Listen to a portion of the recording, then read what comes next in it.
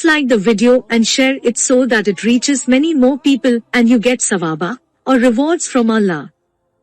This could be a sawabe jariyah or continuous reward for you long after you are gone. Volume 5, Book 59, number 679. Narrated by Ibn Jurayj. Ata said, Ibn Abbas said, if he, i.e. the one intending to perform Umrah, has performed the tawaf around the Kaaba, his ihram is considered to have finished. Said, what proof does Ibn Abbas has as to this saying? Ata said, the proof is taken from the statement of Allah.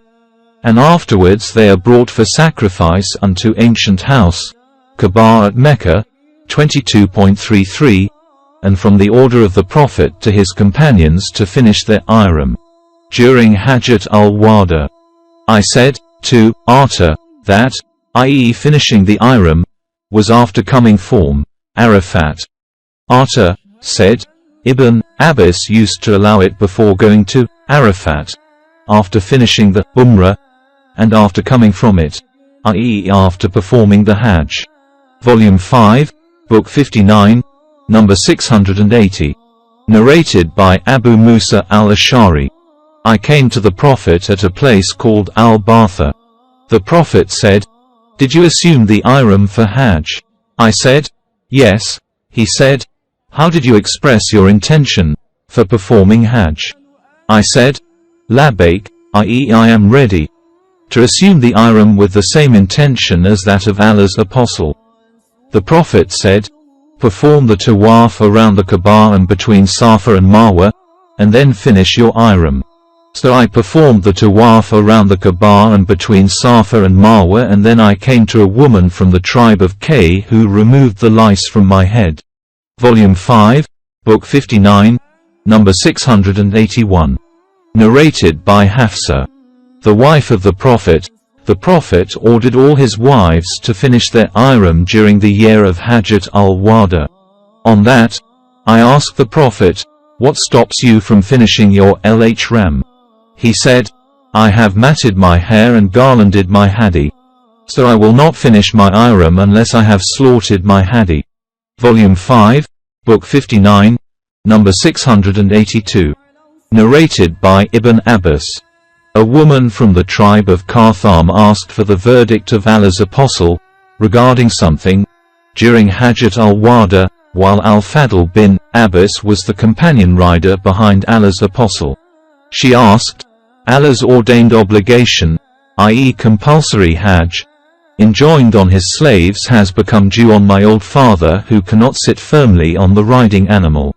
Will it be sufficient if I perform the Hajj on his behalf? He said, yes.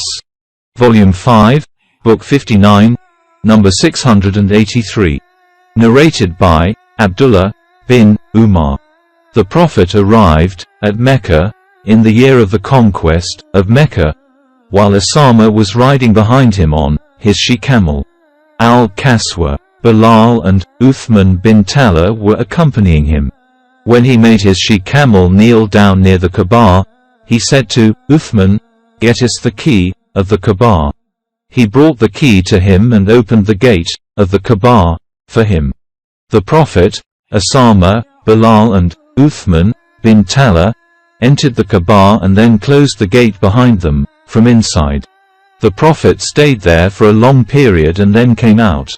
The people rushed to get in, but I went in before them and found Bilal standing behind the gate, and I said to him, where did the Prophet pray? He said, he prayed between those two front pillars. The Kaaba was built on 6 pillars, arranged in 2 rows, and he prayed between the 2 pillars of the front row, leaving the gate of the Kaaba at his back and facing, in prayer, the wall which faces one when one enters the Kaaba. Between him and that wall was the distance of about 3 cubits. But I forgot to ask Bilal about the number of rakat the Prophet had prayed. There was a red piece of marble at the place where he, i.e. the Prophet, had offered the prayer. Volume 5, Book 59, number 684.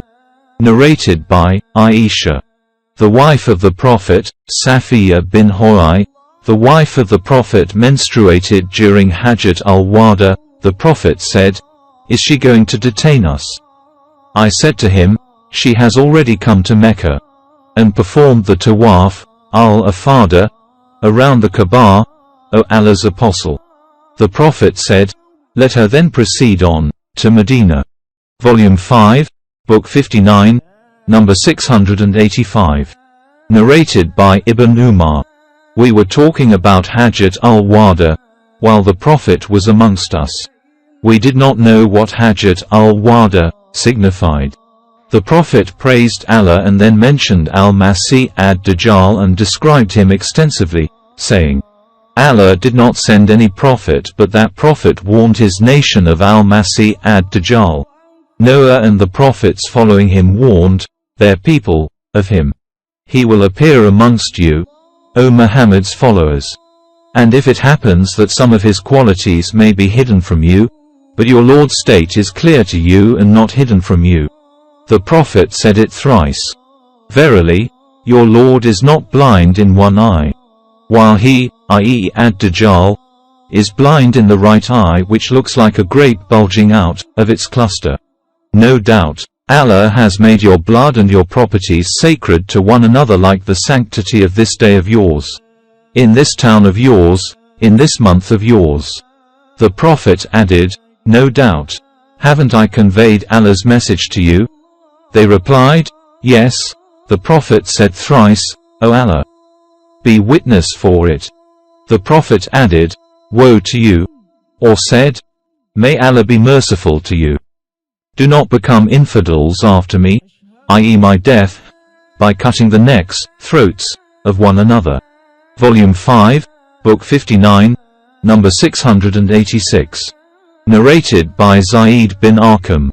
The Prophet fought 19 Ghazwas and performed only one Hajj after he migrated to Medina, and did not perform another Hajj after it, and that was Hajj al-Wada.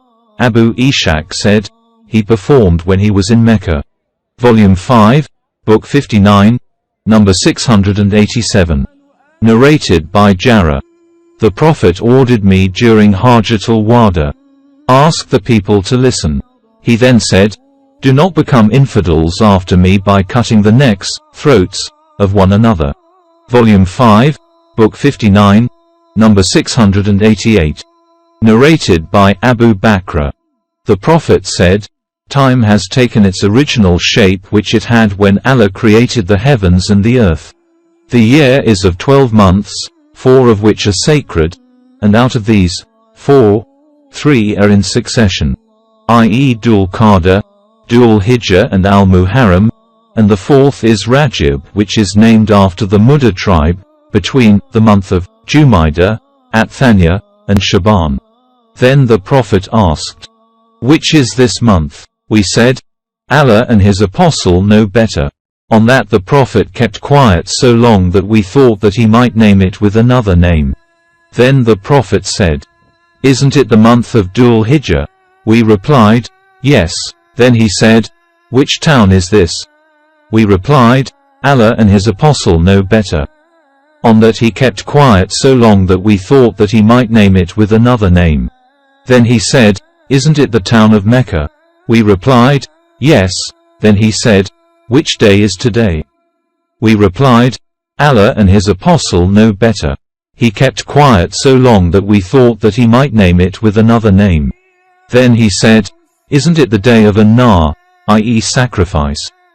We replied, yes. He said, so your blood, your properties. The sub-narrator Muhammad said, I think the Prophet also said, and your honor, are sacred to one another like the sanctity of this day of yours, in this city of yours, in this month of yours, and surely, you will meet your Lord, and he will ask you about your deeds. Beware. Do not become infidels after me, cutting the throats of one another. It is incumbent on those who are present to convey this message of mine to those who are absent. May be that some of those to whom it will be conveyed will understand it better than those who have actually heard it. The sub-narrator, Muhammad, on remembering that narration, used to say, Muhammad spoke the truth. He, i.e. Prophet, then added twice, no doubt. Haven't I conveyed Allah's message to you?